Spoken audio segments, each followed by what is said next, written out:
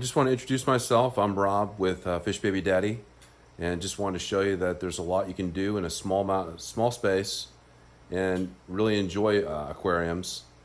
And what I'll do is, from time to time, I'll put out videos, and we'll actually show different things you can do to actually make things more efficient and more enjoyable in the aquarium hobby. Hope you enjoy. All right, first what I wanted to show you is I wanted to show you what I actually do to prepare for my daily feeding when I'm actually doing things with the fish.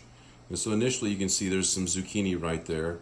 I primarily try to feed the super red bristlenose plecos those. They just love those. They go to town. In my 75 gallon, I try to give them a combination of some Bug Pro, some bigger cichlid pellets, and I try to give them some vegetable pies for some of the plecos that are in there. I have an L200 green phantom pleco, and I have an L201, which is a snowball pleco. Then I also have a royal pleco that's always hiding. And then I have a couple other fish that you'll see. They're primarily, it's a South American theme. As you can see here, I have some yeast and some spirulina. I mix that up and I stir that with some RO water, and I try to get that real hot to stimulate the yeast to actually bind to the spirulina. And within the water itself, it has no chlorine or any chemicals. I will use that primarily on my live food, which is my Daphnia and Moena, and I'll show you that here in a second. The EBO foods, that mussel, soft grain, I really love using that for a lot of my plecos and smaller fish, and they really love that stuff. And then this is just a simple setup I have with a baby brine net, and I actually use that with a specimen container, and I'll actually put the baby brine in that net, and then I'll actually use a turkey baster to extract it into the Zis breeder box where I feed all my baby fish, baby fry. You can see here, this is actually an RO setup. This is actually a 5-stage RO setup that I have. And the point of this RO system is that I want to actually try to get as many of the chemicals out of the water as possible and make the water really soft. My tap is about 350 TDS. I need to get that down sometimes to 30 TDS depending on which fish I'm breeding. And so the goal of that is that I can actually take that RO system and actually feed that through my actual sink, and then a line will actually go over this into this bucket. And the idea is I can fill it up with just pure RO water. That line that's actually going into the sink, that's actually the leftover water or wastewater that I don't actually use for the RO system. If I go over here to the right a little bit, you can actually see my tank setup. I got some pothos that's actually sitting on top of the tank. And you can see that there's actually egg crate, that's actually my lid. And so a quick story about the egg crate. I actually had glass on here for a long time, and it got glass lids. And when I was using one time I was using a wave maker to actually create current within the tank. Well, the wave maker was so strong, it actually picked up so much speed in the propeller that it actually was overheating the tank. So then I used some egg crate on top, and then what was happening is some of that heat was dissipating out. But then I found that the current was actually a little too much, so I took out the wave maker, but I just left the egg crate. But it's an easy way of actually just kind of having a little bit of a setup to actually get that pothos to kind of sit there and just grow on top a little bit.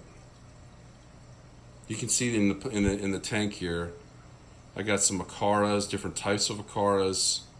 I got a Severum just sitting in there, and then that far right corner, I got a little guy in there. He's actually my new addition. Hopefully he gets pretty big. You can see there's a lot of Nubius, and I have that glued onto the rock and some of it onto the wood. There's some there is some algae on the Nubius. It's not perfect, but the plecos seem to like it, and I try to keep the water around 150, 175 TDS, so the water's relatively soft, or somewhat soft. That's a setup for the 75.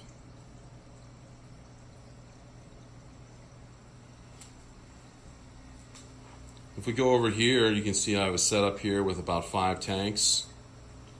And as you go down, this one to the far right,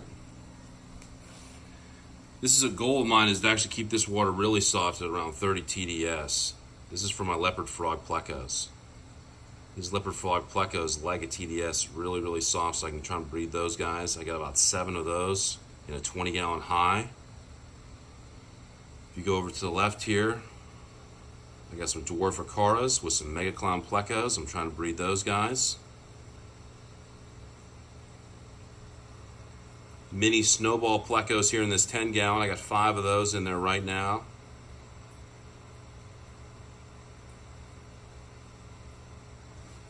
And over here is a 20-gallon long. I have some small dwarf Acara baby fry in the actual Zist breeder box, and I have some other smaller, a little bit larger dwarf Acara swimming through there. And you'll see some bristlenose super reds, and then I got a couple of snowball plecos, I'm sorry, mega clown pleco babies in there as well. On top here is just a bunch of anubias and various plants I have attached to wood and rock. Setup actually came out pretty good without having any substrate in there at all. Variety of algae eaters in there. Farewell a catfish. I have a royal pleco in there. Tons of blue diamond shrimp. They're swimming throughout there. And a couple of larger super red plecos in there. On top, you can see that I got a lily. They're popping out, and some pothos. And then I can actually see from the side shot, you can actually see how there are some snails in there. Those are assassin snails. They take out any pests, which are great. I love those guys.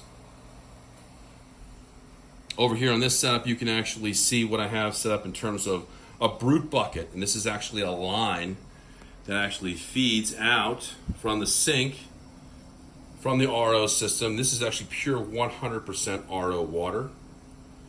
I think the TDS is around 6 or 7, so that's pretty good considering like the tap's like 350 TDS.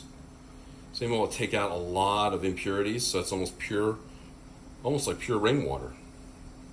And then over here to the right, you have a setup here where I'm actually, these are all different brine. This is actually baby brine setup, and then to the far right is Daphnia sitting in that little 5-gallon. So this setup is, I got a piece of wood down there with some PVC pipe holding and bracing this. And the stuff that has the light on it, those are just Coke bottles that I actually took off the bottoms of and tied it with some rope. And it's just a bubbler, and I got that continuously going with salt and with baby brine, and like keeping the light on there continuously. We'll actually give you a live baby brine shrimp. And in that 5-gallon tank, with the red light, with the other light on it, is this stuff we call Daphnia. It's these little tiny little white dots. You can see a couple of those moving around. I'll zoom in later on in another video with this. But that's our live setup that we have. If I'm not using pure RO water, what I do is I have another tank, another actual tub right here, and that's set up with a little bit of water that I have some minerals in. I put some mineralization into that water. That brings the TDS up to about 100. So I can use that mixed in with the RO water to actually give different hardness levels for the fish and the plants and for the shrimp. If we go outside real quick, just want to show you, I have a setup here. This is actually for, it's the tub with a bubbler in there. That's what the stuff we called moina. And moina is just a smaller food that you can actually feed fry or fish. So I have 3 different types of live food. And I just have that up on my patio. So as you can see with the setup here with the live food, the RO system, a smaller RO apparatus here connected to the sink, and with these tanks lined up here, you don't have to have a lot of space, but you can actually get a lot in the space that you have with the 75. I hope this was a good intro to kind of show you that you can actually do a lot with a small space, and I'm going to continue to keep expanding off of this. As always, until next time, use what you got, enjoy what you have. Talk to you soon.